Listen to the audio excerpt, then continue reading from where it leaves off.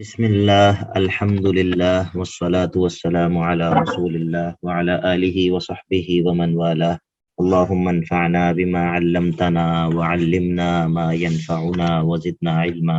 رب اشرح لي صدري ويسر لي أمري واحلل عقدة من لساني يفقه قولي. سبحانك لا علم لنا إلا ما علمتنا إنك أنت العليم الحكيم. رب يسر ولا تعسر وتمم بالخير وبك نستعين. أعوذ بالله من الشيطان الرجيم بسم الله الرحمن الرحيم. کہاں سے پڑھنا تھا جی ہم نے؟ یہاں سے آیت نمبر 100 سے. والسابقون الأولون من المهاجرين والأنصار والذين اتبعوهم بإحسان رضي الله عنهم ورضوا عنه وأعد لهم جنات تجري تحتها الأنهار خالدين فيها أبدا وذلك الفوز العظيم. سورت کے پہلے جو 3 حصے گزرے ہیں ان کے بارے میں بتا دے کوئی آج. پہلے رؤوف بھائی آپ بتائیں گے، محمد رؤوف بھائی. سورت سے جو پہلے 3 حصے گزرے ہیں ان کے اندر کیا بات ہوئی ہے؟ جی سعد بھائی آپ بتائیں. آپ بھی آج پہلے دن آئے ہیں، آپ کا بھی حق ہے، بتائیں.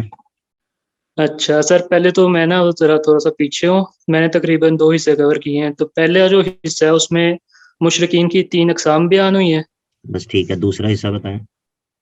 اور دوسرے حصے میں اہل کتاب سے قتال کرنے کے لیے کہا گیا ہے اور ان کے اسباب بیان ہوئے. بارک اللہ فیکم. جی ارم ولی آپ بتائیے تیسرے حصے میں کیا پڑھا ہم نے؟ السلام علیکم سر. وعلیکم السلام. سر تیسرے حصے میں ہم نے منافقین کی نشانیاں پڑھی ہیں، ان کی صفات، ان کی عیوب اور ان کے ٹھیک ہے. قتال کے بارے میں جو بارک احکامات. اللہ فیکم. بارک اللہ فیکم. منافقین سے قتال کے احکام تو ویسے نہیں ہے میرا خیال ہے اس میں، لیکن باقی آپ نے ٹھیک بتایا. بارک اللہ فیک. اچھا جی، سورت کا جو آخری حصہ ہے وہ آیت نمبر 100 سے لے کر سورت کے آخر تک ہے. اس حصے کے اندر 3 قسم کے مومنین کا، مجاہدین کا تذکرہ ہوگا. ایک قسم تو وہ ہے جو کہ اللہ کے نبی کے ساتھ جہاد پر چلی گئی، مومنین کی پہلی قسم. دوسری قسم ان لوگوں کی ہے کہ جو جہاد سے تو رہ گئے لیکن انہوں نے توبہ میں جلدی کی اور فوراً سے توبہ کر لی اور فوراً سے اللہ کے آگے جو ہے وہ تائب ہو گئے. اور تیسری قسم ان لوگوں کی ہے جو جہاد سے رہ گئے، وہ مومنین جو جہاد سے تو رہ گئے لیکن ان کی جو توبہ ہے وہ تاخیر سے قبول ہوئی، ان کی توبہ تاخیر سے قبول ہوئی. تو 3 قسم کے ان مومنین کا تذکرہ ہوگا. اس حصے میں جہاد کی ترغیبات ہیں، اور اس حصے میں بھی منافقین کو ان کے برے اعمال پر وعید جو ہے وہ اس حصے میں بھی ہوگی. اور اس کے ساتھ ساتھ سورت کے آخر میں پھر اللہ کے نبی صلی اللہ علیہ وسلم کی رسالت کی سچائی بیان ہوگی اور دعوی توحید کا ذکر ہوگا. تو اس صورت کے اندر میں ایک دفعہ دوبارہ دہراتا ہوں، 3 قسم کے مومنوں کا تذکرہ ہوگا اور جہاد کی ترغیبات، منافقین کو برے اعمال پر وعیدیں، اور صورت کے آخر میں رسول اللہ صلی اللہ علیہ وسلم کی سچائی اور دعوی توحید کا تذکرہ ہوگا. یہ پہلی جو آیت ہے، والسابقون الاولون من المهاجرین والانصار والذین اتبعوهم باحسان رضی اللہ عنہم ورضوا عنہ. والسابقون الاولون، والسابقون اور سبقت لے جانے والے، سبقت لے جانے والے. اس کے ساتھ آپ ایک لفظ لگا دیں، السابقون فی الاسلامی، السابقون فی الاسلامی، الاولون فی الزمانی. سبقت لے جانے والے اسلام قبول کرنے میں، اور الاولون کس چیز میں اول ہیں؟ زمانے کے اعتبار سے. سبقت لے کس چیز میں سبقت لے گئے ہیں؟ اسلام کو قبول کرنے میں. اور اولیت ان کی کس اعتبار سے ہے؟ زمانے کے اعتبار سے. ٹھیک ہے، السابقون فی الاسلامی الاولون فی الزمانی. اور یہ السابقون الاولون جو ہیں یہ کون ہیں؟ من المہاجرین والانصار، یہ مہاجرین اور انصار ہیں. والذین اتبعوہم باحسان، اور وہ لوگ، وہ صحابہ جنہوں نے ان پہلے اسلام قبول کرنے والوں کی اتباع کی، احسان، احسان کے ساتھ، اچھے طریقے سے، اچھے کاموں میں ان کی تابعداری کی. رضی اللہ عنہم ورضوا عنہ، تو اللہ راضی ہو گیا ہے ان سے بھی، اور ورضو، اور یہ بھی راضی ہو گئے ہیں، عنہ، اللہ سے. جی یہ پہلا ترجمہ ہے جو میں نے کیا ہے، یہ پہلا معنی ہے. اس کا ایک اور معنی بھی ہے. پہلا معنی آپ کو سمجھ آ گیا کہ والسابقون الاولون من المہاجرین والانصار سے مراد ہیں شروع میں ایمان لانے والے صحابہ، والذین اتبعوہم بإحسان سے مراد ہیں بعد میں ایمان لانے والے صحابہ. تو یہ پھر پوری بات جو یہاں تک ہوئی ہے یہ صحابہ ہی کے بارے میں ہے، صحابہ کے دو گروہوں کے بارے میں ہے. ایک ہیں السابقون الاولون جنہوں نے ایمان لانے میں پہل کی، دوسرے ہیں الذین اتبعوہم بإحسان جو ایمان لانے میں پہل تو نہیں کر سکے، زمانے کے اعتبار سے تو وہ پہلے نہیں ہے، لیکن انہوں نے انہی پہلے والوں کی اتباع کی ہے اچھے انداز سے، بإحسان احسان کے ساتھ ان کی اتباع کی ہے. تو اگر ہم یہ معنی کریں تو اس معنی کی روح سے اس آیت میں جن کا تذکرہ ہوا ہے یہ پہلے والے صحابہ اور بعد والے صحابہ ہیں. کیا ہو گیا؟ اب میں دوسرا معنی کرتا ہوں. دوسرا معنی کیا ہے؟ دوسرا یہ ہے کہ والسابقون الاولون من المہاجرین والانصار، اس سے مراد سارے کے سارے صحابہ ہیں. اس سے مراد کیا ہے؟ سارے کے سارے صحابہ ہیں، کیونکہ وہ اپنے بعد والے لوگوں سے تابعین سے، تبع تابعین سے اور قیامت تک آنے والے جتنے بھی مسلمان ہیں ان سب سے سبقت لے جانے والے ہیں، ایمان کے اعتبار سے بھی اور زمانے کے اعتبار سے بھی ان سے پہلے ہیں. تو اس سے مراد والسابقون الاولون من المہاجرین والانصار سے مراد سارے صحابہ کی جماعت ہو گئی، اور والذین اتبعوہم بإحسان اس سے مراد قیامت تک آنے والے وہ مسلمان ہیں جو ان صحابہ کی جماعت کی اتباع کریں اچھے انداز سے، احسن انداز سے، خوبصورت انداز سے، احسان کے ساتھ صحابہ کی جو اتباع کریں، اس سے مراد وہ لوگ ہو گئے. تو ان سب کے لیے کیا اعلان ہے؟ رضی اللہ عنہم ورضوا عنہ، اللہ ان سے راضی ہے، اللہ ان سے راضی ہو جائے گا، ورضوا عنہ اور وہ اللہ سے راضی ہیں. ٹھیک ہے. اور ان لوگوں کے لیے بشارت کیا ہے؟ یہ بشارت کا یہیں سے بشارت کا آغاز ہے کہ ان لوگوں کے لیے ہے کیا؟ ان لوگوں کے لیے پہلی چیز یہ کہ اللہ ان سے راضی ہے، وہ اللہ سے راضی ہیں. دوسری چیز وَأَعَدَّ لَهُمْ اور تیار کیا ہے اللہ نے، وَأَعَدَّ تیار کیا ہے اللہ نے، لَهُمْ ان لوگوں کے لیے کیا تیار کیا ہے؟ جناتن ایسے باغات کے تجری بہتی ہیں تحتہا ان باغات کے نیچے. اور ادھر ہم نے ایک لفظ نکالا تھا کہ پچھلی کلاس میں، کون بتائے گا؟ ہاتھ کھڑا کریں. شجر کا نکالا تھا سر. ہاں لیکن آپ نے ہاتھ نہیں کھڑا کیا. تو تجری تحت اشجاریہ، اب یار اللہ کے بندے، اب ہاتھ کھڑا کرنے کا کیا فائدہ؟ عرفان بھائی کیا ہو گیا؟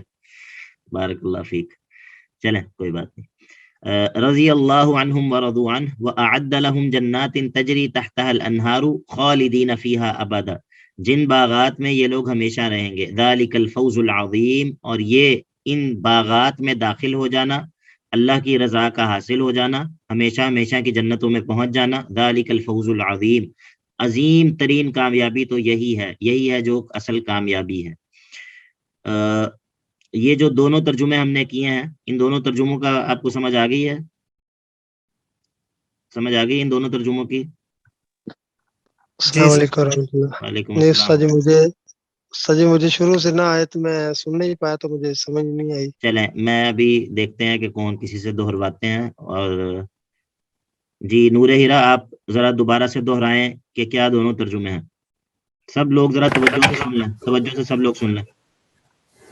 اس میں اس کے دو معنی ہیں، والسابقون الاولون من المہاجرین والانصار والذین اتبعوہم بإحسان رضی اللہ عنہم. یہاں پہ والسابقون الاولون میں پہلے وہ صحابہ ہیں جو پہلے ایمان لے کر آئے، اور والذین اتبعوہم بإحسان میں وہ صحابہ جو ان کے بعد ان کے نقش قدم پر ایمان لے کر آئے. صحابہ ہی مراد ہے دونوں سے، لیکن السابقون میں پہلے ایمان لانے والے اور والذین اتبعوہم میں بعد میں ایمان لانے والے صحابہ. ٹھیک ہے. اور دوسرا معنی یہ ہے والسابقون الاولون من المہاجرین والانصار سے مراد صحابہ ہیں، اور والذین اتبعوہم بإحسان سے مراد قیامت تک آنے والے تمام لوگ ہیں جو صحابہ کی اتباع کریں. ہاں والذین اتبعوہم بإحسان، تو یہ ضروری ہے کہ وہ صحابہ ہی کی اتباع کریں. اگر کوئی گروہ جو ہے وہ بعد میں آنے والے لوگوں میں سے وہ انہی صحابہ کی اتباع کرنے کے بجائے انہی کے اوپر تنقید کرنا شروع کر دے تو وہ پھر ان سے خارج ہو گیا، وہ پھر والذین اتبعوہم بإحسان میں شامل نہیں ہوگا. ٹھیک ہے. تو یہ دو معنی ہے اس کے، یہ دونوں طرح کے معنی علماء نے کیے ہیں. اچھا جی. اور اس کے بعد ان دونوں گروہوں کا تذکرہ کر کے، یہ صحابہ کے اس جماعت کا تذکرہ کر کے، تو ان کے لیے بشارت ذکر کی. وہ کیا ہے؟ اللہ تعالیٰ کی رضا اور جنت کے باغات اور ان میں ہمیشہ رہنا.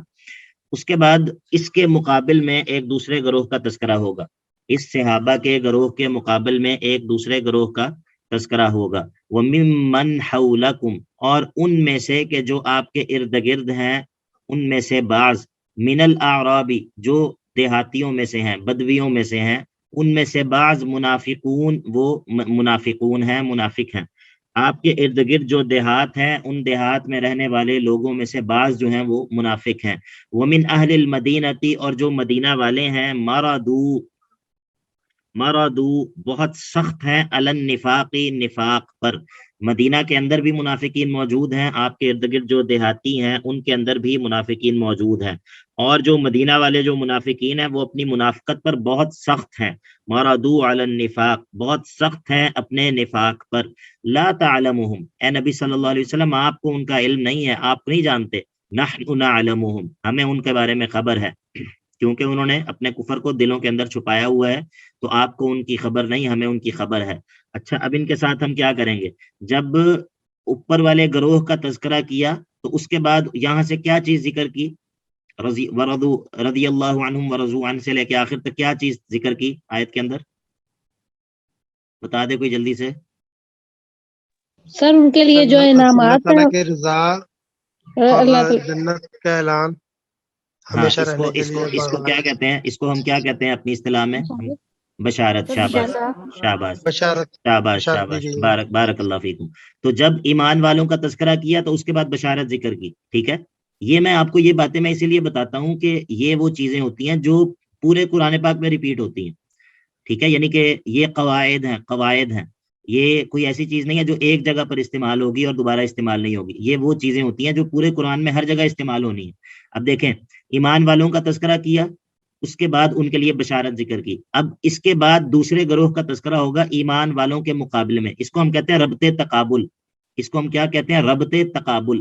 ربط تقابل کا کیا مطلب ہوتا ہے کہ ایک گروہ کا تذکرہ کیا، پھر اس کے بالمقابل جو دوسرا گروہ ہے اس کا تذکرہ کیا، ٹھیک ہے؟ ربط تقابل۔ تو اب جب دوسرے گروہ کا تذکرہ کیا تو جب پہلے گروہ کا تذکرہ کر کے ان کے لیے بشارت ذکر کی تھی، اب دوسرے گروہ کا تذکرہ کر کے ان کے لیے وعید ذکر ہوگی، ٹھیک ہے؟ یعنی کہ تقابل کا مطلب یہ ہے کہ پہلے ایک گروہ کا تذکرہ، ان کا انجام، پھر اس کے مقابل دوسرے گروہ کا تذکرہ اور اس کا انجام، ٹھیک ہے؟ تو جو ایمان والوں کا انجام تھا اس کو ہم نے کہا بشارت، اور جو اہل نفاق کا انجام ہے اس کو ہم کیا کہیں گے؟ وعید۔ بشارت بمقابلہ وعید۔ آپ کو بات سمجھ آ رہی ہے؟ جی سر۔ بارک اللہ فیکم۔ اچھا جی، اب یہاں پر کیا وعید ذکر ہوگی؟ وعید یہ ذکر ہوئی کہ سنعذبہم مرتین، ہم ان قریب ان کو 2 مرتبہ عذاب دیں گے، ان قریب ہم ان کو دگنا عذاب دیں گے یا 2 مرتبہ عذاب دیں گے۔ ثم یردون الی عذاب عظیم، اور پھر یہ لوٹائے جائیں گے بڑے عظیم عذاب کی طرف، تو سنعذبہم مرتین، 2 مرتبہ کے عذاب سے مراد کیا ہے؟ پہلا عذاب دنیاوی عذاب، دنیا کا عذاب، دنیا کے اندر آنے والی تکلیفوں کی صورت میں ہو یا مسلمانوں کے ہاتھوں قتل ہونے کی صورت میں ہو، دونوں صورتوں میں یہ پہلی چیز۔ دوسری صورت کیا ہے؟ دوسرا عذاب کیا ہے؟ وہ دوسرا عذاب ہے قبر کے اندر ہونے والا عذاب۔ تو 2 ہو گئے، جب یہ 2 عذاب ہو گئے تو ثم یردون الی عذاب عظیم، پھر یہ جو تیسرا عذاب ہے جس کی طرف یہ لوٹائے جائیں گے یہ ہے قیامت کا عذاب، ٹھیک ہے؟ تو مومنوں کا تذکرہ، ان کے لیے بشارت، اس کے مقابلے میں منافقین کا تذکرہ اور ان کے لیے وعید، اور سنعذبہم مرتین سے مراد کیا ہے؟ دنیا میں ملنے والا عذاب مختلف صورتوں میں، چاہے وہ دنیا کی آفتوں اور دنیا کی بیماریوں کی شکل میں ہو۔ ایمان والوں کے لیے جب ایمان والوں پر دنیا میں کوئی آفت، مصیبت، بیماری آتی ہے تو وہ ان کے لیے گناہوں کی معافی کا ذریعہ ہوتی ہے، ان کے لیے رحمت کا سبب ہوتی ہے۔ لیکن کیا منافقین کے لیے بھی گناہوں کی معافی کا ذریعہ ہوتی ہے؟ جی بتائیے۔ جی نہیں نہیں سر۔ ان کے لیے یہ دنیا میں آنے والی مصیبتیں اور دنیا میں آنے والی تکلیفیں بھی عذاب ہی کی صورت ہوتی ہیں۔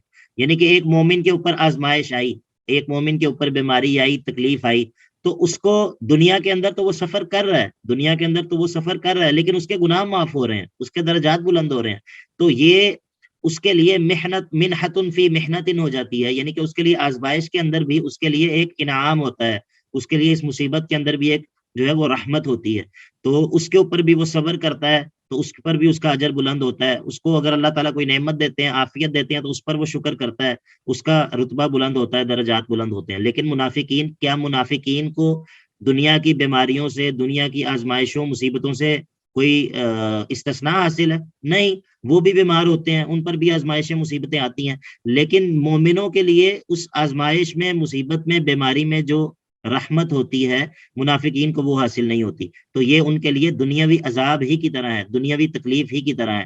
اور پھر جب مر جائیں گے تو قبر کے اندر سنعذبہم مرتین، دوسرا عذاب کیا ہے؟ جو قبر کا عذاب ہے. اور اس کے بعد پھر کیا ہے؟ ثم یردون الی عذاب عظیم. یہ پہلے جو کچھ ہوا یہ تو صرف ٹریلر ہے، اصل عذاب جو ہے وہ تو قیامت کے اندر ہے. ثم یردون الی عذاب عظیم، اسی لیے اس کو کیا کہا کہ وہ عذاب عظیم ہے. تو یہ بات ہے. اس کے بعد اب جو ہے وہ مومنوں کے دوسرے گروہ کا تذکرہ، مومنوں کے دوسرے گروہ کا تذکرہ. یہ وہ لوگ ہیں جنہوں نے جہاد سے پیچھے رہ گئے تھے، لیکن انہوں نے فوری طور پہ توبہ کر لی تھی اور اپنے آپ کو جو ہے وہ مسجد کے ستونوں کے ساتھ باندھ لیا تھا، اور وعدہ کیا تھا کہ جب تک ہماری توبہ قبول نہیں ہوگی ہم اپنے آپ کو کھولیں گے نہیں، اور جب تک ہمیں رسول اللہ صلی اللہ علیہ وسلم خود نہیں کھول دیں، ہماری توبہ کو قبول نہ کر لیں، تب تک ہم جو ہے وہ یہاں پر بندے رہیں گے. یہ انہوں نے اپنی شرمندگی کی شدت کی وجہ سے کیا، اپنے جہاد سے پیچھے رہ جانے کی وجہ سے.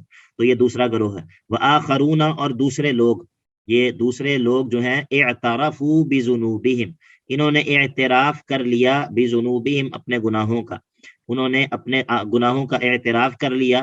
خلطوا عملا صالحا وآخر سیئا، اور انہوں نے نیک اعمال کو، نیک عمل کو اور دوسرے برے عمل کو مکس کر لیا ہے، خلط ملط کر لیا ہے. ان کے بعض اعمال اچھے ہیں اور بعض اعمال ان کے برے ہیں، ان کے بعض اعمال اچھے ہیں، بعض اعمال برے ہیں، اور یہ اپنے گناہوں کا اعتراف کرتے ہیں، اپنے گناہوں کا اعتراف کرتے ہیں. یہ آیت بڑی خوبصورت ہے. ایک تابعی ہیں یا ایک عالم ہیں، وہ یہ کہتے ہیں کہ میرے نزدیک قرآن مجید میں اس آیت سے زیادہ امید والی آیت کوئی نہیں ہے، میرے نزدیک اس آیت سے زیادہ قرآن مجید میں امید والی آیت کوئی نہیں ہے. اس کے اوپر ذرا غور کریں آپ بھی کہ وآخرون، اور لوگوں کی دوسری قسم وہ ہے کہ اعترفوا بذنوبہم، وہ اپنے گناہوں کا اعتراف کر لیتے ہیں. خلطوا عملا صالحا وآخر سیئا، ان کے ملے جلے اعمال ہیں، بعض نیکیاں ہیں، بعض گناہ ہیں، کبھی گناہ زیادہ ہو جاتے ہیں، کبھی نیکیاں زیادہ ہو جاتی ہیں، لیکن وہ اپنے گناہوں کا اعتراف کرتے ہیں، اپنے گناہوں کو جسٹیفائی نہیں کرتے، اپنے گناہوں کا مجاہرہ نہیں کرتے، ان کو علی الاعلان ظاہر نہیں کرتے، اپنے گناہوں پر شرمندہ بھی ہوتے ہیں، بچنے کی کوشش بھی کرتے ہیں، توبہ بھی کرتے ہیں، پھر گناہ ہو جاتے ہیں، پھر اللہ کی طرف رجوع کرتے ہیں. تو خلطوا عملا صالحا وآخر سیئا عسى اللہ ان یتوب علیہم، ضرور اللہ ان پر عنقریب ان کی توبہ کو قبول کرے گا، اللہ ضرور ان کی توبہ کو قبول کر لے گا. ان اللہ غفور الرحیم، اور توبہ کیوں قبول کر لے گا؟ اس کی علت کیا ہے؟ ان اللہ غفور الرحیم، اللہ کی دو صفات کا تذکرہ کیا کہ بے شک اللہ تعالیٰ بہت بخشنے والا بھی ہے، گناہوں کو بہت زیادہ ڈھانپنے والا بھی ہے، رحیم، اور بہت ہی مہربان بھی ہے. تو وہ ضرور اپنے ان بندوں کی غلطیوں کو معاف کرے گا، اپنے ان بندوں کی توبہ کو قبول کرے گا. تو فرمایا کہ خذ من اموالہم صدقۃ، یہ جو گروہ ہے، چونکہ بعض لوگ ایسے تھے کہ جن سے صدقات لینے سے اللہ کے نبی کو منع کر دیا گیا تھا کہ آپ نے ان کے صدقات قبول نہیں کرنے، تو ان کے بارے میں یہ کہا کہ خذ من اموالہم صدقۃ، ان کے مال میں سے صدقہ جو ہے وہ وصول کر لیجئے. یہ صدقہ تطہرہم، یہ صدقہ ان کو پاک کر دے گا، صدقہ ان کو پاک کر دے گا. اس کا ایک معنی اس کا یہ ہو سکتا ہے کہ صدقہ ان کو پاک کر دے گا. اگر ہم تطہرہم کو مؤنث کا صیغہ بنائیں، اگر ہم تطہرہم کو مؤنث کا صیغہ بنائیں، اور اگر ہم اس کو واحد مذکر مخاطب کا صیغہ بنائیں تو تطہرہم، آپ کا ان سے صدقات وصول کرنا، آپ ان کو پاک کر دیں گے. آپ جب ان سے صدقہ وصول کریں گے تو گویا کہ آپ ان کو پاک کر دیں گے، آپ سبب بنیں گے ان کو پاک کرنے کا. اللہ تعالیٰ ان کو ان کا صدقہ دینے کی وجہ سے جب گناہوں سے پاک کرے گا تو گویا کہ آپ ہی ان کو پاک کریں گے. ٹھیک ہے، تو یہ دونوں معنی اس کے اندر بنتے ہیں. آپ نے اگر صرف جو ہے وہ پڑھنی شروع کی ہوئی ہے تو دیکھیں، طہر یطہر تطہیرن، ٹھیک ہے، طہر یطہر تطہیرن، یہ باب تفعیل ہے، باب تفعیل. تو اس میں جو یطہر ہے، یطہر واحد مذکر غائب کا صیغہ ہے، واحد مذکر غائب. یطہر وہ ایک مذکر پاک کرتا ہے، تو یطہرانی युतहरून युतहिरून तहरा युतहिरु युतहिरून युतहिरु युतहिरानी युतहिरून तुतहिरु। तो तुतहिरु जो है ये कौन सा सीगा है? ये वाहिद मुअन्नस गायब का सीगा है कि वो मुअन्नस पाक करे, वो मुअन्नस पाक करे। तो अगर हम इसको तुतहिरु बनाएं तो ये इससे मुराद फिर क्या है? ये सदका पाक कर देगा उनको उनके गुनाहों से, ठीक है। लेकिन अगर हम आगे चलें और तुतहिरु तुतहिरानी तुतहिरून, और आखिर में जब मुखातब के सीगों के अंदर पहला सीगा क्या है? तुतहिरु, वो आप एक मर्द पाक करते हैं, आप एक मर्द, वाहिद मुज़क्कर हाजिर का सीगा। तो ये दोनों सीगे जो हैं ये बन सकते हैं, ठीक है। तो दोनों सूरतों में जो माना होगा वो मैंने आपको बता दिया है। अगर हम सदक़े का माना करें तो सदका इनको पाक करेगा, ठीक है। चूंकि सदका पाकी का सबब है तो सबब की तरफ निस्बत कर दी कि सदका इनको पाक करेगा। और अगर अल्लाह के नबी अलैहिस्सलातु वस्सलाम की तरफ निस्बत करें तो आप चूंकि सदका वसूल करेंगे तो आपका सदका वसूल करना उनको पाक कर देगा। जी नूरहिरा पूछिए। सर सदका मुअन्नस इस्तेमाल होता है अरबी में? जी सदका, ये आखिर में जो ता है ना, ये इसका मतलब ये है कि ये मुअन्नस है। जी सही, ठीक है। बारकल्लाह फीक। तो खुज़ मिन अम्वालिहिम सदक़तन, इनके मालों से सदका वसूल करिए, तुतहिरुहुम, आप इनको पाक करेंगे, व तुज़क्कीहिम बिहा, और इस सदक़े के वसूल करने से आप इनका तज़किया कर देंगे, वसल्ली अलैहिम, वसल्ली अलैहिम इसका अतफ खुज़ के ऊपर है कि खुज़ मिन अम्वालिहिम वसल्ली अलैहिम, और इसका माना कौन करेगा? वसल्ली अलैहिम। खास तौर पे जो कल क्लास में मौजूद थे उनमें से हाथ खड़ा करना, जवाब नहीं देना। वसल्ली अलैहिम माना कौन करेगा? हाथ खड़ा किया सिर्फ एक बच्चे ने। जी बहन बताएं आप। हफ्सा आप बताएं, पहले आपने हाथ खड़ा किया। वालेकुम अस्सलाम। सर और दुआ करना सर, जी और दुआ आप कर उनके, दुआ करें, ठीक है। एक यानी इसका कि मैंने उनके दुआ करनी है। अच्छा, इसका एक माना और मैंने बताया था कि जब सल्ले अला के साथ इस्तेमाल होता है तो इसका क्या माना होता है? बताइए मोहम्मद नईम भाई, आप बताइए। और दुआ करेंगे उनके लिए सर। नहीं, मैंने बताया था कि एक और माना बताया था कि जब सल्ले का लफ्ज अला के साथ इस्तेमाल होता है, अला हरफ जर के साथ, तो क्या माना होता है? और दुआए रहमत फरमाए। अच्छा जी, और कोई बताएगा? आयशा रिफत नहीं, किसने हाथ खड़ा किया? आमना जफर आप बताएं। सर उनकी हदायत के लिए दुआ करेंगे। नहीं, बात नहीं बनी। कल जो हमने पढ़ा था जिस जगह पे, ये रुके मैं आयत निकालता हूँ, आपको आयत दिखाता हूँ मैं। वला तुसल्ली अला अहदिम मिनहुम, यहाँ पर हमने क्या माना किया था कि जब तुसल्ली जो है वो अला के साथ इस्तेमाल हो तो क्या माना होता है? वला तुसल्ली अला अहदिम मिनहुम, बता दे, कोई भी बता दे। उनके लिए यहाँ तो नमाज के माना में सर लिया था। कौन सी नमाज? फजर की, जोहर की, असर की, मगरिब की? नहीं वो जनाजा की, हाँ, नमाज जनाजा, नमाज जनाजा। जी। यार आप लोग बहुत देर लगा देते हैं असल बात तक पहुंचने में, तो जरा हाजिर दिमागी के साथ बैठा करें।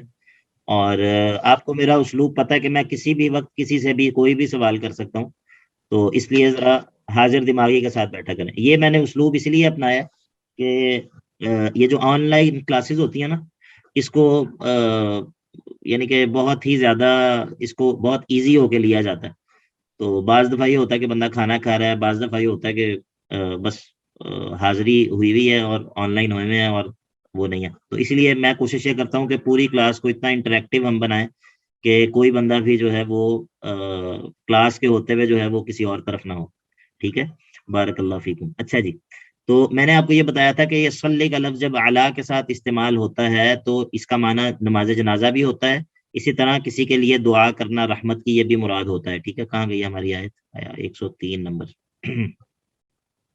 अच्छा जी, खुज़ मिन अम्वालिहिम सदक़तन तुतहिरुहुम व तुज़क्कीहिम बिहा व सल्लि अलैहिम, और आपने जब सदका वसूल करना है तो उनके लिए दुआ भी करनी है। तो इन्ना सलातका सकनुल लहुम, आपका उनके लिए दुआ करना उनके लिए सुकून का बायस है, उनके लिए सुकून का बायस है। वल्लाहु समीउन अलीम, और अल्लाह ताला खूब सुनने वाला है और खूब जानने वाला है, ठीक है। मैंने आपको बताया था कि अल्लाह के नबी अलैहिस्सलातु वस्सलाम जब सदका वसूल करते थे तो सदका लाने वालों के लिए दुआ करते थे, अल्लाहुम्मा सल्लि अला आले अबी औफा, अल्लाहुम्मा सल्लि अला आले अबी औफा। ये हदीस के अंदर आता है कि अबी औफा जो है जब वो लेकर आया अल्लाह के नबी अलैहिस्सलातु वस्सलाम के पास, सहाबी हैं, माल लेकर आए, तो आपने वसूल किया माल और उनके लिए दुआ की, ए अल्लाह उस पर रहमत नाजिल कर, अल्लाहुम्मा सल्लि अला आले अबी औफा। تو ان سے جو ہے وہ ان کے صدقات قبول بھی کریے، ان کے لیے دعا بھی کیجیے. الم یعلموا، کیا یہ نہیں جانتے کہ ان اللہ، بے شک اللہ وہ ہے کہ ہوا یقبل التوبۃ عن عبادی، وہ قبول کرتا ہے توبہ اپنے بندوں کی، اپنے بندوں سے توبہ کو قبول کرتا ہے. وَيَأْخُذُ الصَّدَقَاتِ، اور اللہ تعالیٰ صدقات کو قبول کرتا ہے. وَأَنَّ اللَّهَ هُوَ التَّوَّابُ، وَأَنَّ اللَّهَ، اور بے شک اللہ تعالیٰ هُوَ التَّوَّابُ الرَّحِيمُ، وہ خوب توبہ قبول کرنے والا ہے اور خوب مغفرت کرنے والا ہے. وَقُلْ، اور کہہ دیجئے، اعملوا، عمل کرتے رہو، فَسَيَرَى اللَّهُ عَمَلَكُمْ وَرَسُولُهُ وَالْمُؤْمِنُونَ، یہاں پر انہی کو خطاب ہے، وہ جو جن لوگوں نے توبہ کر لی، جنگ سے پیچھے رہ گئے لیکن فوراً سے توبہ کر لی، انہی کو یہ کہا جا رہا ہے تمہاری توبہ قبول کر لی، اب آگے جو تمہارا عمل ہے وہ اس بات کا ثبوت دے کہ واقعی تم تائب ہو. توبہ کرنے کے بعد تمہارے رویوں کے اندر جو اگر تبدیلی آئے گی تو واقعی اس سے پتہ چلے گا کہ واقعی تم نے جو ہے وہ تم تائب ہو گئے ہو، تم نے جو ہے وہ توبہ کر لی ہے. تو وَقُلْ اعْمَلُوا، عمل کرتے رہو، فَسَيَرَى اللَّهُ عَمَلَكُمْ وَرَسُولُهُ وَالْمُؤْمِنُونَ، تمہارا عمل جو ہے اس کو ضرور دیکھے گا اللہ بھی، وَرَسُولُهُ، اور اس کا رسول بھی، وَالْمُؤْمِنُونَ، اور دوسرے مومن بھی جو ہیں وہ تمہارے عمل کو دیکھتے رہیں گے. اور پھر وَسَتُرَدُّونَ إِلَىٰ عَالِمِ الْغَيْبِ وَالشَّهَادَةِ، پھر تمہیں لوٹایا جائے گا عنقریب اس کے طرف جو عالم الغیب والشہادہ ہے، جو عالم الغیب والشہادہ ہے، اس ذات کی طرف تمہیں لوٹایا جائے گا. فَيُنَبِّئُكُمْ، تو وہ ذات تمہیں خبر دے گی، بِمَا كُنتُمْ تَعْمَلُونَ، أي بِعَمَلِكُمْ، تمہارے جو کچھ بھی تم اعمال کرتے تھے ان کے بارے میں تمہیں خبر دے گی، وہ ذات تمہیں ان تمہارے اعمال کے بارے میں خبر دے گی. تو یہ جو الغیب والشہادہ ہے، الغیب والشہادہ، یہ بات اہم ہے، اس کو ذہن میں رکھیں کہ الغیب والشہادہ یہ انسانوں کے اعتبار سے ہے. انسانوں کے لیے بعض چیزیں غیب ہوتی ہیں، بعض چیزیں ظاہر ہوتی ہیں. انسانوں کے لیے بعض چیزیں غیب ہوتی ہیں، بعض چیزیں ظاہر ہوتی ہیں. وہ چیزیں جو ابھی نہیں ہوئیں ان کا ہمیں پتہ نہیں، جو چیزیں ہماری پیدائش سے پہلے ہو چکی ہیں، یا جو چیزیں ہماری پیدائش کے بعد ہوئیں لیکن ہمارے سامنے نہیں ہوئیں، ہمیں ان کے بارے میں کوئی خبر نہیں. تو ہم تو صرف اس چیز کو جانتے ہیں جو ابھی ہمارے سامنے ہو رہا ہے، ٹھیک ہے، اس کے علاوہ جو کچھ ہے وہ ہمارے لیے غیب ہے. لیکن الغیب والشہادہ یہ اللہ تعالیٰ کے اعتبار سے نہیں ہے. اللہ تعالیٰ کے لیے کچھ بھی الغیب نہیں ہے، اللہ تعالیٰ کے لیے کچھ بھی پوشیدہ اور چھپا ہوا نہیں ہے، ٹھیک ہے. اللہ تعالیٰ کے لیے تمام چیزیں الشہادہ کا حکم ہی رکھتی ہیں، اللہ کے سامنے ہے تمام چیزیں. ما کان و ما یکون، جو ہونا ہے، جو ہوگا، جو ہو چکا ہے، جو ظاہر ہے انسانوں سے، جو پوشیدہ ہے انسانوں سے، جو انسانوں کی مخلوق، انسانوں کی تخلیق سے پہلے کی باتیں ہیں، جو انسانوں کی تخلیق کے بعد ہوگا، یہ تمام چیزیں اللہ تعالیٰ کے لیے ایک جیسی ہیں. تو عالم الغیب والشہادہ میں الغیب والشہادہ کس کے اعتبار سے ہے؟ انسانوں کے اعتبار سے ہے، ٹھیک ہے. یہ اہم بات ہے، اس کو آپ نے ذہن میں رکھنا ہے. فَيُنَبِّئُكُمْ بِمَا كُنتُمْ تَعْمَلُونَ، تو وہ ذات تمہیں خبر دے دے گی ان چیزوں کے بارے میں جو تم عمل کرتے رہے. تو یہاں پر جو ہے وہ لوگوں کی دوسری، صحابہ کی، مومنین کی دوسری قسم کا ذکر ختم ہوا. اس کے بعد کوئی سوال ہے تو پوچھ لیں، نہیں تو ہم اگلے لوگوں کی تیسری قسم کی طرف چلتے ہیں. شیخ، جو یہ بات ہوئی ہے ابھی عالم الغیبی و شہادتی والی، یہ انسانوں کے لیے ہے، تو یہ ہمیشہ جہاں پہ بھی کہیں بھی استعمال ہوگی یہ انسانوں کے لیے ہی ہوگی؟ نہیں، جب دیکھیں یہاں پر عالم الغیبی و شہادہ سے مراد کون ہے؟ عالم سے مراد کون ہے؟ جو غیب اور شہادت کا جاننے والا ہے، وہ اس سے مراد کون ہے؟ شیخ یہ تو اللہ تعالیٰ ہی جانتے ہیں، انسان تو نہیں جانتے نا. انسان کے تو جب جو چیز ہو رہی ہوتی ہے پریزنٹ، کوئی آپ میری شاید بات سمجھی نہیں ہے. میں یہ کہہ رہا ہوں کہ عالم الغیبی والشہادہ جب ہم کہتے ہیں تو اس سے مراد تو اللہ تعالیٰ ہی ہے نا، جو غیب اور شہادت کو جاننے والا ہے. یہ بات آپ کو سمجھ آ گئی؟ جی یہ شیخ مجھے سمجھ آ تو گئی. میں یہ کہہ رہا ہوں کہ یہ جو الغیبی والشہادہ ہے یہ انسانوں کے اعتبار سے ہوتا ہے. اللہ تعالیٰ کے علم کے لیے ایسا نہیں ہے کہ کوئی چیز پوشیدہ ہے اور کوئی چیز ظاہر ہے. اللہ کے علم میں تمام چیزیں یکساں ہیں. جو چیزیں انسانوں سے ظاہر ہیں یا انسانوں سے پوشیدہ ہیں، اللہ ان تمام چیزوں کو جاننے والا ہے، ٹھیک ہے. جی سر. آپ کا اشکال دور ہو گیا، سمجھ آ گئی یا ویسے ہی؟ جی سر، وہ پوچھ رہے تھے کہ یہ ہمیشہ کے لیے ہوگا، تو یقیناً یہ ہمیشہ کے لیے ہی ہوگا. ہاں، یعنی سر میں یہ پوچھنا چاہ رہی ہوں، کیونکہ جب بھی بات ہوتی ہے نا تو یہ کہا جاتا ہے کہ اللہ غیب کا بھی علم جانتے ہیں اور اللہ کے سوا کوئی نہیں جانتا. ٹھیک ہے، یہ بات صحیح ہے، ایسا ہی ہے. لیکن جس طرح آپ نے یہاں کہا کہ یہ انسانوں کے لیے ہے، تو میرے لیے یہ تھوڑی سی جو ہے وہ چیز مجھے کانشیس کر گئی کہ کیا ہے. میں دوبارہ اپنی بات کی وضاحت کرتا ہوں. دیکھیں، جب ہم کہتے ہیں کہ غیب کا علم صرف اللہ جانتا ہے، جب ہم یہ کہتے ہیں کہ غیب کا علم صرف اللہ جانتا ہے، تو اس سے مراد کیا چیز ہوتی ہے؟ غیب سے مراد کیا ہوتا ہے؟ جو اللہ کے لیے غیب ہے یا جو انسانوں کے لیے غیب ہے؟ حفصہ جو بتائیں۔ انسانوں کے لیے غیب ہے۔ ہاں، تو بس یہ میرا پوائنٹ ہے کہ جب ہم کہتے ہیں نا کہ اللہ غیب کا علم بھی جانتا ہے، تو اس سے مراد وہ اللہ کے لیے تو وہ غیب ہے ہی نہیں، اللہ تعالیٰ تو اس کو جانتا ہے، ہمیشہ سے جانتا ہے، پوری طرح جانتا ہے، تو وہ انسانوں کے لیے جو غیب ہے اس کو بھی اللہ تعالیٰ جانتا ہے۔ ٹھیک ہے، یہ پوائنٹ میرا یہ تھا جی کہ جی بے شک، میں سمجھ گئی، جزاک اللہ خیر۔ بارک اللہ فیک۔ وآخرون مرجون لامر اللہ اما يعذبهم واما يتوب علیہم، اس سے مراد مومنون کا تیسرا گروہ ہے، مومنوں کا تیسرا گروہ۔ اور اس کے اندر کون لوگ تھے؟ یہ 3 آدمی تھے، یہ 3 آدمی تھے، کعب بن مالک، ہلال بن امیہ، مرارہ بن ربیع رضی اللہ تعالی عنہم۔ کعب بن مالک، ہلال بن امیہ، مرارہ بن ربیع رضی اللہ تعالی عنہم، یہ 3 صحابہ تھے، یہ ان کا تذکرہ ہے۔ وآخرون، اور ایک اور گروہ ہے، اور بھی ایک لوگوں کا گروہ ہے، مرجون لامر اللہ، مرجون لامر اللہ، ان کا جو معاملہ ہے ان کو لیٹ کیا گیا ہے، ان کے معاملے کو مؤخر کیا گیا ہے، ان کے فیصلے کو مؤخر کیا گیا ہے، مرجونا مؤخر کیا گیا ہے ان کو، لامر اللہ، اللہ کے فیصلے کی وجہ سے، اللہ کے فیصلے کی وجہ سے ان کو مؤخر کیا گیا ہے۔ مؤخر کیا گیا ہے سے مراد کیا ہے؟ ان کی توبہ کو مؤخر کیا گیا ہے، اور وہ جو مؤخر کیا گیا ہے ان کی توبہ کی قبولیت کو کیوں کیا گیا ہے؟ اما يعذبهم، اللہ چاہے تو ان کو عذاب دے، وَإِمَّا يَتُوبُ عَلَيْهِمْ، اور چاہے تو اللہ تعالیٰ ان کی توبہ کو قبول کر لے، ان کے اوپر رہنمائی، ان کے اوپر جو ہے وہ مہربانی کرتے ہوئے ان کی توبہ کو قبول کر لے۔ تو یہ تیسرا گروہ ہے۔ جی پوچھئے۔ شاید جو آپ نے نام بتائے ہیں ایک دفعہ پھر ریپیٹ کر جی دیں، میں لکھ بھی دیتا ہوں میں۔ کعب بن مالک، کعب بن مالک، ہلال بن امیہ، اور مرارہ بن ربیع۔ ٹھیک ہے، یہ 3 صحابی تھے، یہ جنگ تبوک سے پیچھے رہ گئے تھے، بس اپنی سستی کی وجہ سے، کچھ سستی ہو گئی، جانا تھا لیکن بس نکلتے نکلتے، آج نکلتے ہیں، کل نکلتے ہیں، اچھا نکل جائیں گے، ہمارے پاس سواری تیز ہے۔ یعنی کہ یہ لوگ نعوذ باللہ منافقین نہیں تھے، ان کا معاملہ منافقین والا نہیں تھا۔ یہ بڑی زبردست اور بڑی خوبصورت حدیث ہے، حدیث کی کتابوں میں موجود ہے، اکثر میں بخاری میں بھی ہے، اور بڑی ہی ایمان افروز حدیث ہے، بہت ہی خوبصورت حدیث ہے، جس میں کعب بن مالک رضی اللہ تعالیٰ عنہ اپنا قصہ بیان کرتے ہیں، اور پورا جو ہے وہ اس منظر کو بیان کرتے ہیں کہ کس طرح وہ پیچھے رہ جاتے ہیں، اور پھر اللہ کے نبی علیہ الصلوۃ والسلام جب واپس آتے ہیں تو کس طرح وہ پہلے جو ہے وہ لوگ ان کو کہتے ہیں کہ تم بھی دوسرے لوگوں کی طرح جا کے کوئی بہانہ سنا دو، اللہ کے نبی بہانے قبول کر رہے ہیں، تو لیکن وہ پھر سوچتے ہیں کہ میں جو ہے وہ میں کوئی بہانہ نہیں لگاؤں گا، میں سچی بات کروں گا، اور پھر وہ اللہ کے نبی علیہ الصلوۃ والسلام کے پاس جاتے ہیں اور اپنا جو ہے وہ معاملہ پیش کرتے ہیں۔ پھر اللہ تعالیٰ نے کہا کہ ان سے جو ہے وہ بائیکاٹ کرنا ہے 50 دن تک، مطلب وہ پھر 50 دن کے بعد جا کے ان کی توبہ قبول ہوئی۔ تو یہ بہت ہی خوبصورت حدیث ہے، اس کو حدیث کعب بن مالک کہتے ہیں، تو یہ ان کا تذکرہ ہے۔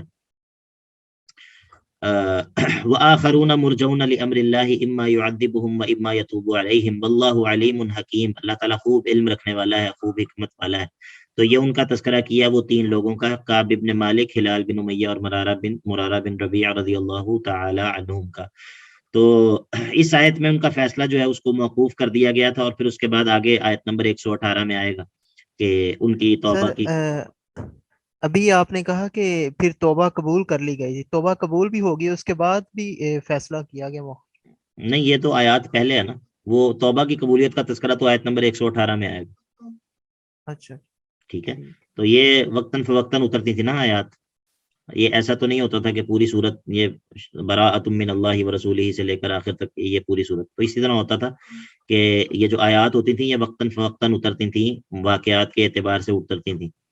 ٹھیک ہے، پھر اللہ کے نبی علیہ الصلوۃ والسلام ان کو رکھواتے تھے مناسب جگہ پر، جیسے اللہ تعالیٰ ان کو بتاتا تھا، اس کے مطابق پھر وہ آیات کو رکھواتے تھے۔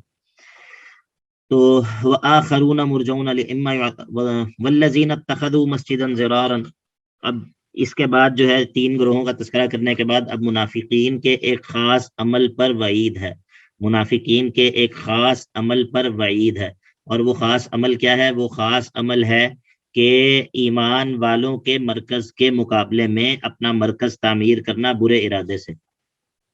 ایمان والوں کے جی عرفان بھائی بھی ٹھیک کہہ رہے ہیں، ایمان والوں نے جو مرکز تعمیر کیا تھا یعنی کہ مسجد قباء، اس کے مقابلے میں منافقین نے بھی ایک مرکز تعمیر کیا، اور اس کو انہوں نے ظاہر یہ کیا کہ یہ ہم نے اچھے مقصد کے لیے یہ مسجد تعمیر کی ہے، اچھے مقصد کے لیے یہ مسجد تعمیر کی ہے، لیکن اللہ تعالیٰ نے اس پر وعید سنائی اور ان کے جھوٹے ارادوں کو ان سے جو ہے وہ خبردار کر دیا۔ اصل میں انہوں نے یہ مسجد جب بنائی تو اللہ کے نبی علیہ الصلوۃ والسلام کے پاس آئے اور کہا کہ ہم نے معذور لوگوں کے لیے جو آ نہیں سکتے مسجد قباء میں، ان کے لیے ہم نے ایک مسجد بنائی ہے، تو آپ ذرا آ کے اس میں نماز ادا کر دیں تاکہ برکت بھی حاصل ہو جائے کہ اللہ کے نبی علیہ الصلوۃ والسلام اللہ کے نبی علیہ الصلوۃ والسلام نے اس میں نماز پڑھی ہے۔ تو اللہ کے نبی علیہ الصلوۃ والسلام اس وقت غزوہ تبوک کی تیاریوں میں مشغول تھے، تو آپ نے اس وقت کہا کہ میں تبوک سے واپس آ کر تو پھر یہ معاملہ ہوگا۔ تو پھر جب تبوک سے واپسی پر اللہ تعالیٰ نے یہ آیات نازل کر دی اور منع کر دیا کہ ایسا نہیں ہو، یہ انہوں نے صحیح مقصد سے اس مسجد کو تعمیر نہیں کیا۔ والذین اتخذوا مسجدا ضرارا وکفرا وتفریقا بین المؤمنین وارصادا لمن حارب اللہ ورسولہ من قبل وَلَيَحْلِفُنَّ إِنْ أَرَدْنَا إِلَّا الْحُسْنَى وَاللَّهُ يَشْهَدُ إِنَّهُمْ لَكَاذِبُونَ۔ اور وہ لوگ جنہوں نے بنایا ہے ایک مسجد کو، کیا بنایا ہے؟ ضرارا، مومنوں کو تکلیف دینے کے لیے، ضرر دینے کے لیے، اور وکفرن، اور کفر کے لیے کفر کے عقیدے پر اس مسجد کو تعمیر کیا ہے، وتفریقا بین المؤمنین، اور مومنوں میں تفرقہ ڈالنے کے لیے، مومنوں میں تفریق پیدا کرنے کے لیے اس مسجد کو بنایا ہے، وَإِرْصَادًا لِمَنْ حَارَبَ اللَّهَ وَرَسُولَهُ مِنْ قَبْلِ، اور گھات کی جگہ بنائی ہے لمن حارب اللہ ورسولہ، جو اللہ سے اور اللہ کے رسول سے جنگ کرتے ہیں، من قبل، اس سے پہلے بھی، اس سے پہلے سے مراد تبوک کے جنگ سے پہلے، یا پھر جو ہے وہ اس مسجد کی تعمیر سے پہلے، ٹھیک ہے، تبوک کی جنگ سے پہلے یا مسجد کی تعمیر سے پہلے، من قبل سے مراد وہ ہے۔ تو یہاں پر 4 صفات ذکر کی ہیں۔ پہلی صفت کیا ہے کہ انہوں نے جو مسجد بنائی ہے مسلمانوں کو ضرر دینے کے لیے بنائی ہے۔ تو یہ آپ نے گرامر کے اندر مفعول کی اقسام پڑھ لی ہیں؟ مفعول کی اقسام کون کون سی ہوتی ہیں؟ مفعول لہو پڑھا ہے آپ لوگوں نے؟ مفعول لہو نہیں استاد جی، ابھی تک میرے خیال میں تو نہیں پڑھا۔ چلیں، ایک مفعول کی ایک قسم ہوتی ہے، اس کو کہتے ہیں مفعول لہو، یعنی کہ جس کام کے لیے فعل کیا گیا۔ مثال کے طور پہ میں کہتا ہوں ضربت الولد تأدیباً، ضربت الولد تأدیباً، اس کا معنی کیا ہے؟ میں نے مارا بچے کو تأدیباً، ادب سکھانے کے لیے، میں نے مارا بچے کو ادب سکھانے کے لیے۔ اب اس میں ضربتو تو فعل اور فاعل ہے، میں نے مارا، الولد بچے کو، تو یہ مفعول بھی ہے، ٹھیک ہے، اس لیے میں اس کے اوپر نصب پڑھ رہا ہوں، اس الولد۔ اور تأدیباً یہ بھی مفعول ہے، لیکن یہ مفعول لہو ہے، یعنی کہ جس کے لیے یہ فعل میں نے کیا ہے وہ کیا ہے؟ ادب سکھانے کے لیے، ادب سکھانے کے لیے، تو اس کو کہتے ہیں مفعول لہو، ٹھیک ہے۔ تو والذین اتخذوا مسجدا ضرارا، جن لوگوں نے مسجد بنائی ہے ضرارا، تکلیف دینے کے لیے، وکفرن، اور اپنے کفر کے پھیلانے کے لیے، کفر کی بنیاد پہ، وتفریقا بین المؤمنین، مومنوں میں تفرقہ پیدا کرنے کے لیے، وارصادا لمن حارب اللہ ورسولہ من قبل، اور اس کو گھات کی جگہ بنایا ہے، مرکز بنایا ہے ان لوگوں کے لیے جو پہلے بھی اللہ اور اس کے رسول سے جنگ کی حالت میں ان سے مخالفت کر رہے ہیں، اور وَلَيَحْلِفُنَّ، اور یہ ضرور قسمیں کھائیں گے، حلف اٹھائیں گے، ان اردنا، ہم نے تو نہیں ارادہ کیا، الا الحسنى، مگر اچھائی کا ارادہ کیا ہے، بھلائی کا ارادہ کیا ہے۔ وہ معذور لوگ جو آ نہیں سکتے مسجد قباء تک، وہ یہاں پر نماز پڑھ لیا کریں گے، ہم نے تو بڑا اچھا ارادہ کیا ہے، ہم بہت نیک ہیں۔ واللہ یشہد انہم لکاذبون، اللہ اس بات کی گواہی دیتا ہے کہ یہ تو ہیں ہی جھوٹے، یہ تو ہیں ہی جھوٹے۔ تو لا تقم فیہ ابدا، آپ نے کبھی بھی اس مسجد میں کھڑے نہیں ہونا، لا تقم فیہ ابدا، کبھی بھی اس مسجد میں نماز کے لیے کھڑے نہیں ہونا۔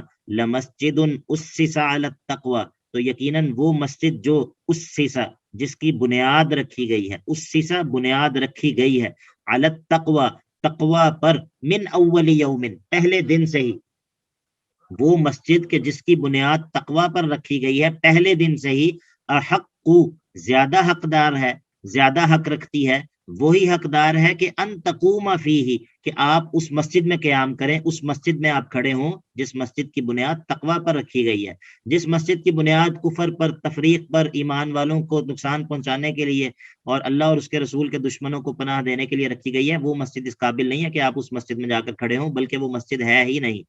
تو احق ان فیہ رجال، یہ جو مسجد ہے اس میں ایسے لوگ ہیں یحبون ان یتطہروا، یہ بہت محبت کرتے ہیں اس بات سے کہ خوب اچھی طرح پاکی اور طہارت حاصل کریں۔ طہارت اور پاکیزگی کو یہ لوگ بہت پسند کرتے ہیں جو اس مسجد میں ہے، جس مسجد کی بنیاد تقوی پر رکھی گئی ہے۔ تو فیہ رجال یحبون ان یتطہروا واللہ یحب المطہرین، اور اللہ تعالیٰ تو خوب اچھی طرح پاکیزگی حاصل کرنے والوں سے محبت کرتا ہے۔ یہاں پر طہارت باطنی بھی مراد ہے کہ ان کا باطن طہارت والا ہے، ان کا باطن نفاق سے، شرک سے، کفر سے، نفاق اور جو اسلام کے خلاف سازشوں سے، ان سے پاک ہے، اور اس سے طہارت ظاہری بھی مراد ہے، جس طرح اس آیت کی تفسیر میں آتا ہے کہ یہ لوگ استنجا وغیرہ کے لیے پانی بھی استعمال کرتے تھے، مٹی بھی استعمال کرتے تھے، تو صفائی کا، طہارت کا بہت اہتمام کرتے تھے، لیکن عمومی معنی زیادہ بہتر ہے کہ دونوں طرح کی طہارتیں اس سے مراد ہیں، طہارت ظاہری، طہارت حسی بھی، اور طہارت باطنی اور طہارت معنوی بھی، جو کہ ایمان ہے، تقوی ہے، پرہیزگاری ہے، اللہ اور اس کے رسول سے وفاداری ہے۔ تو اب یہ جب منع کر دیا، دونوں ایک مسجد میں کھڑا ہونے سے منع کر دیا اور کہا کہ دوسری مسجد زیادہ اس بات کی مستحق ہے کہ آپ اس میں کھڑے ہوں، تو اب دونوں مسجدوں کا تقابل، دونوں مسجدوں کا، بلکہ دونوں مسجدوں کو بنانے والوں کا تقابل، اور اسی ضمن میں دونوں مسجدوں کا بھی تقابل ہو جائے گا۔ سمجھ آ رہی ہے بھائی؟ سب کو سمجھ آ رہی ہے؟ ساتھ ساتھ چل رہے ہیں؟ جی سر۔ بارک اللہ جی فیک۔ سر، ان کے نام بتا دیں گے؟ کن کے؟ مساجد کے۔ کون سی مساجد کے بھائی جان؟ سر ایک تو انہوں نے جو بنائی ان کا نام انہوں نے کچھ رکھا ہوگا، اور وہ ایک جو اس کا نام تو پتہ نہیں انہوں نے کیا رکھا تھا، لیکن اس کو مسجد زرار کا ہے قرآن پاک میں نا، ٹھیک ہے، عموماً اس کو مسجد زرار کہا جاتا ہے کہ وہ تکلیف دینے کے لیے بنائی گئی تھی۔ باقی یہ جو اس کے مقابلے میں جو مسجد ہے وہ مسجد قباء ہے، مسجد قباء ہے، جو من اول یوم، ابھی مسجد نبی نہیں بنی تھی، یہ پہلے کی بات ہے، بلکہ نہیں، یہ مسجد نبی بن چکی تھی، مسجد نبی بن چکی تھی یقیناً، لیکن بہرحال یہاں پر جو مراد ہے، اس سے مراد مسجد قباء ہے۔ اچھا، یہ جو من اول یوم ہے، من اول یوم، حضرت عمر رضی اللہ تعالیٰ عنہ نے، جیسا کہ آپ کو معلوم ہے کہ جو ہجری کیلنڈر کا آغاز ہوا ہے وہ حضرت عمر کے زمانے سے ہوا ہے، اس سے پہلے ہجری کیلنڈر نہیں تھا۔ تو یہ چونکہ جب اللہ کے نبی علیہ الصلوۃ والسلام ہجرت کر کے آئے تھے تو شروع میں پہلے جو مسجد بنائی تھی وہ مسجد قباء بنائی تھی، تو اس کو اللہ تعالیٰ نے من اول یومن کہا ہے، من اول یومن۔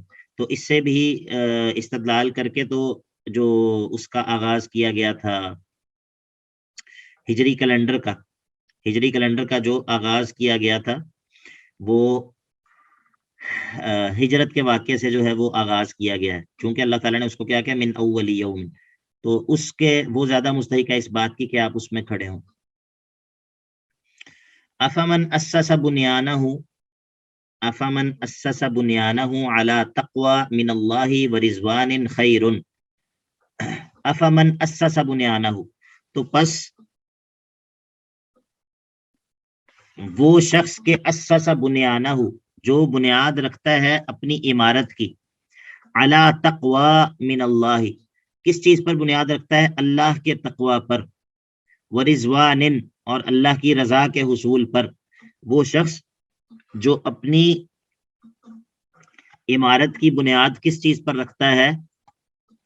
اللہ کے تقوی پر اور اللہ کی رضا کے حصول پر، خیر، وہ بہتر ہے، یا من اسس بنیانہ، یا وہ شخص بہتر ہے کہ جس نے اپنی عمارت کی بنیاد رکھی ہو علی شفا جرفن، ایک کھوکھلے کنارے پر، شفا کہتے ہیں کنارے کو، جرفن کہتے ہیں کھوکھلا، ایک کھوکھلی چٹان ہے جس کے نیچے والا حصہ سارا پانی نے کھا لیا ہوا ہے، پانی کی وجہ سے نیچے والا حصہ ختم ہو گیا ہے، کھوکھلا ہے، ایک ایسے کھوکھلے کنارے پر اس نے اپنی عمارت کی بنیاد رکھی ہے، ہارن، جو بالکل گرنے ہی والا ہے، تو ایک بندہ جس نے اپنی عمارت کی بنیاد اللہ کے تقوی پر اور اللہ کی رضا کے حصول پر رکھی ہے وہ بہتر ہے، یا ایک ایسا شخص جس نے اپنی عمارت کی بنیاد ایک ایسے کنارے پر رکھی ہے جو کہ کنارہ کھوکھلا بھی ہے اور بالکل گرنے ہی والا ہے؟ اب یہاں پر دیکھیے تقوی اور اللہ کی رضا کے حصول اچھے جذبات کے مقابلے میں برے جذبات کا نہیں تذکرہ کیا گیا، ایک مثال دی گئی ہے. آپ لوگ ذرا غور فرمائیں کہ ہونا تو یہ چاہیے کہ تقوی من اللہ و رضوان کے مقابلے میں یہاں پر ہوتا کہ جس بندے نے اپنی عمارت کی بنیاد رکھی ہے شرک پر، نفاق پر، کفر پر. آپ کو میری بات سمجھ آ رہی ہے؟ لیکن یہاں پر کیا کہا گیا؟ اس نے اپنی عمارت کی بنیاد ایسے کنارے پر رکھی ہے جو کھوکھلا ہے اور گرنے ہی والا ہے. جی سمجھ آئی بات کی؟ جی سر. جی سب کو سمجھ آ گئی؟ جی جی جی سر. سے تھوڑا سا ایکسپلین کر دیں سے کیا مراد ہے؟ اس سے یہاں بتایا یہ جا رہا ہے کہ عقیدہ نہیں، عقیدے کی بنیاد نہیں، اوور آل ہی اس کو کور کر دیا، اس کی ہر طرح کی قباحت جو ہے اس کو اصل میں تو ادھر وہی مراد ہے کہ انہوں نے جو اپنی عمارت کی بنیاد رکھی ہے وہ بدنیتی پر رکھی ہے، برے جذبات پر رکھی ہے، نفاق پر رکھی ہے، کفر پر رکھی ہے. تو اس کفر اور نفاق کو اس کی مثال کس چیز سے بیان کی گئی ہے؟ ایک ایسی کلف سے، ایک ایسی چٹان کا کنارہ ہے، ایک ایسا کنارہ ہے جو بالکل نیچے سے کھوکھلا ہو چکا ہے، ٹھیک ہے؟ اور ایک بندہ، اور یہ جو کنارہ ہے یہ خود بھی گرنے ہی والا ہے، کسی بھی وقت یہ ٹوٹ کر پانی کے اندر گر سکتا ہے، گھڑے کے اندر گر سکتا ہے. تو وہ جو برے جذبات ہیں، وہ جو کفر ہے، وہ جو نفاق ہے، اس کی حالت ایسی ہے کہ گویا کہ وہ ایک ایسی چٹان کا کنارہ ہے جو نیچے سے کھوکھلی ہو چکی ہے اور کسی بھی وقت گرنے والی، ٹھیک ہے؟ اور جو ہی گرے گی تو پھر کیا ہوگا؟ تو جب اس نے ایسی جگہ پر بنیاد رکھی ہے اپنی عمارت کی تو فنہارا بھی، فنہارا تو گر گئی یہ عمارت، گر گئی یہ عمارت بھی اپنے اس بنانے والے کے ساتھ. کہاں پر گر گئی؟ فی ناری جہنم، جہنم کے گڑھے میں جا گری. واللہ لا یہدی القوم الظالمین، اللہ تعالیٰ ظالم قوم کو ہدایت نہیں دیتا.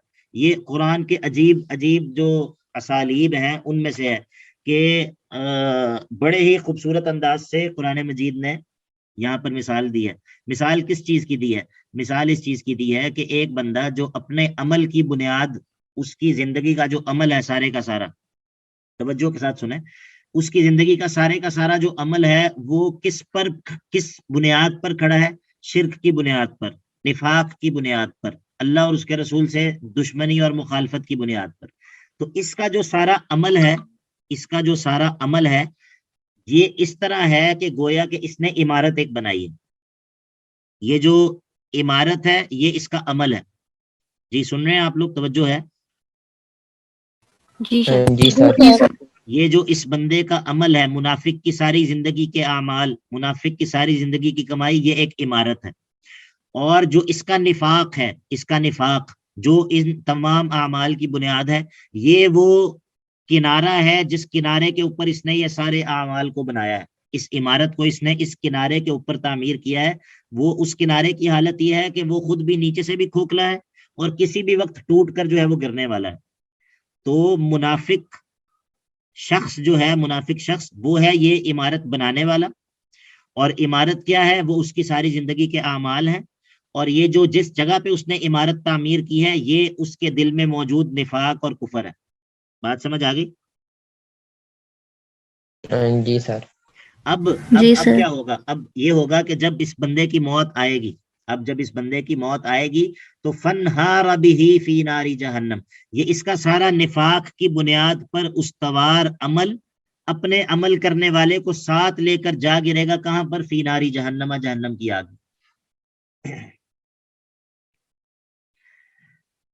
ہاں جی بولیں تو صحیح، کچھ بتائیں تو صحیح، سمجھ آ رہی ہے یا نہیں آ رہی؟ جی واللہ لا یہدی القوم الظالمین، اور اللہ تعالیٰ ظالم قوم کو ہدایت نہیں دیتا. تو انشاءاللہ اگلا آگے سے جو ہے وہ ہم اگلی کلاس کے اندر پڑھیں گے. آج کے حوالے سے کوئی سوال ہے تو پوچھ لیجئے.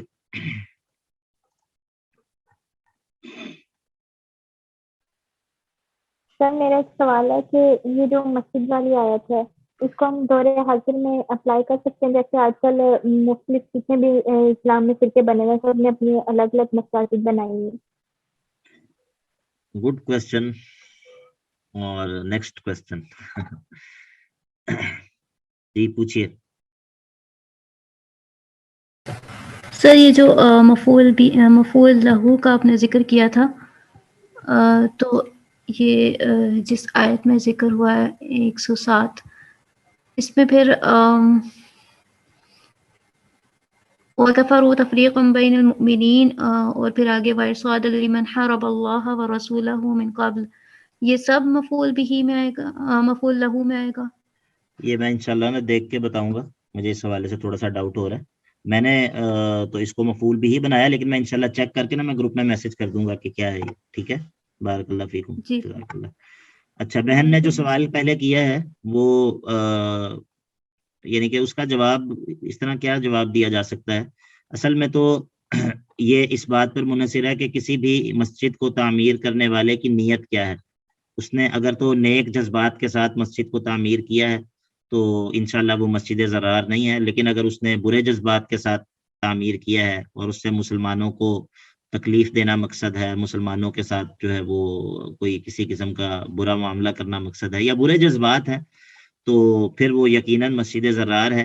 لیکن ظاہر ہے کہ اس چیز کا جو دار و مدار ہے وہ اس مسجد کو بنانے والوں کی نیت پر ہے، اور وہ اصل جو یعنی کہ معاملہ ہے وہ انسان کس طرح جان سکتا ہے، نہیں جان سکتا.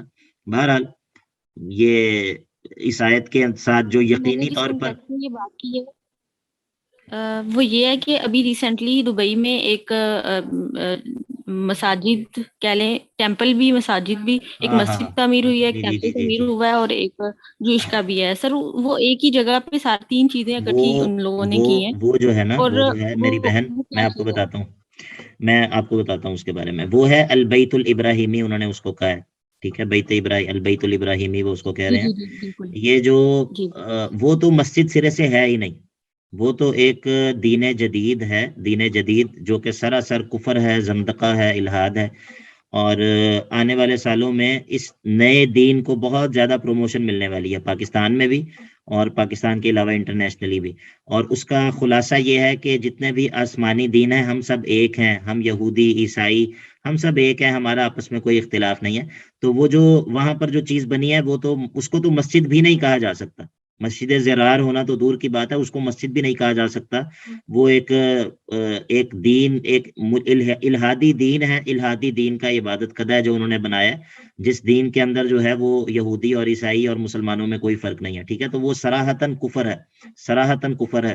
اور جو بندہ بھی اس چیز کی دعوت دیتا ہے کہ مسلمانوں میں، یہودیوں اور عیسائیوں میں کوئی فرق نہیں ہے، اور جو ہے وہ ہمیں آپس میں ایک ہو جانا چاہیے، یہ شخص جو ہے یہ مسلمان باقی نہیں رہتا، اس کا اسلام ختم ہو جاتا ہے. کیونکہ اس سے اسلام کی، قرآن کی، اللہ کے نبی علیہ الصلوۃ والسلام کی ایک دو نہیں، بیسیوں نہیں بلکہ سینکڑوں نصوص کی مخالفت لازم آتی ہے.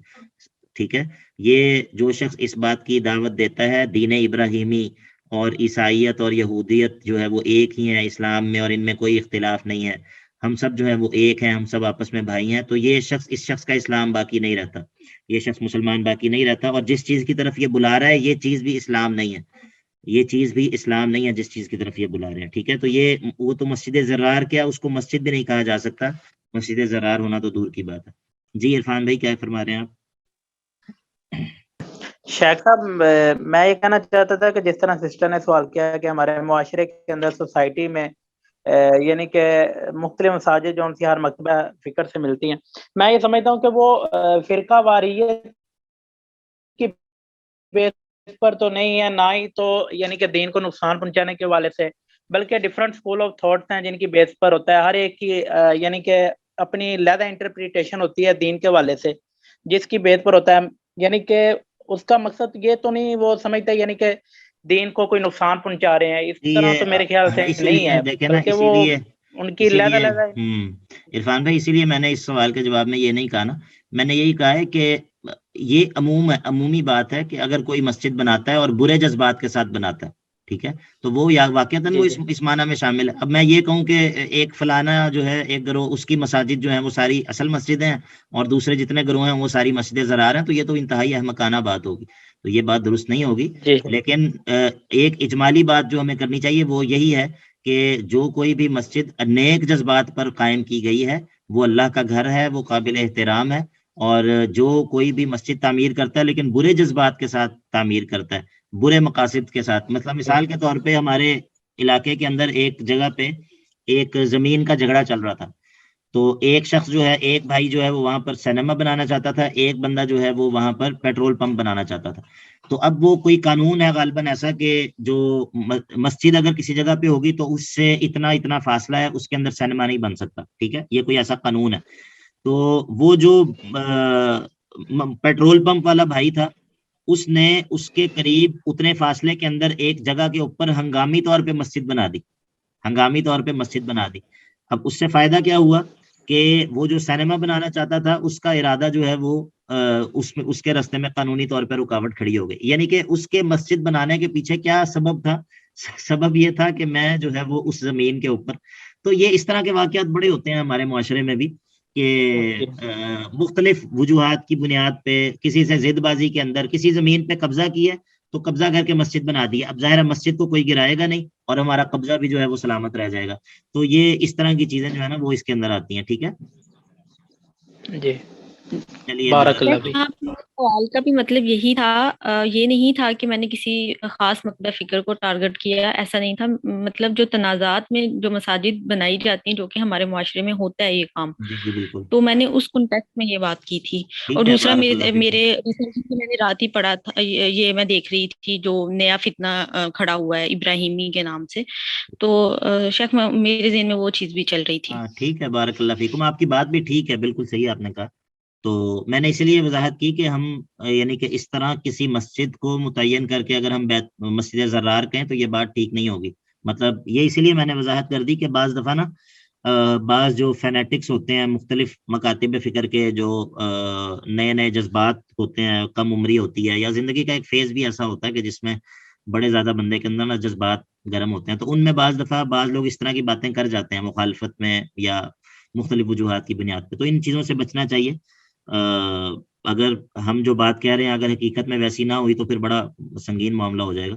تو یہ اسی لیے کیونکہ یہ ظاہر صرف ترجمہ پڑھانا مقصد نہیں، یہ ساتھ کچھ تربیتی پہلو جو ہوتے ہیں یہ بھی مقصد ہوتے ہیں. تو اس لیے جو ہے نا میں نے یہ بات کی. جی نعیم بھائی، آپ بھی کچھ فرمانا چاہ رہے ہیں؟ جی استاد جی، میں وہ جو باجی نے بات کی ہے وہ دبئی والی، میرے کزن مجھے بتا رہے تھے کہ وہ ادھر سعودیہ میں بھی کچھ ایسے معاملات چل رہے ہیں کہ وہ رسول اللہ صلی اللہ علیہ وسلم کی حدیث ہے کہ عرب قبائل اپنے نا واپس لوٹ جائیں گے. تو اس بس طرح کا واقعی کچھ آپ یہ صحیح کہہ رہے ہیں، یہ فتنوں کا دور ہے، ان میں کچھ بھی بعید نہیں ہے، ان فتنوں کے دور میں کچھ بھی بعید نہیں ہے. تو اصل میں ان سب سے بچنے کے جو اسباب ہیں ہمیں ان کی طرف توجہ دینی چاہیے اور اپنے آپ کو فتنوں سے حد درجہ جو ہے وہ بچانے کی کوشش کرنی چاہیے.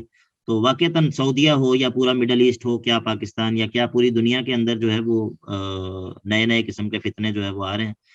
تو بس اللہ تعالی ہم سب کی حفاظت کرے. انشاءاللہ اگلی کلاس کے اندر ملاقات ہوگی، اگلی آیات پھر ہم پڑھیں گے. بارک اللہ فیکم، اللہ تعالیٰ آپ سب کو سلامت رکھے. السلام علیکم ورحمۃ اللہ وبرکاتہ.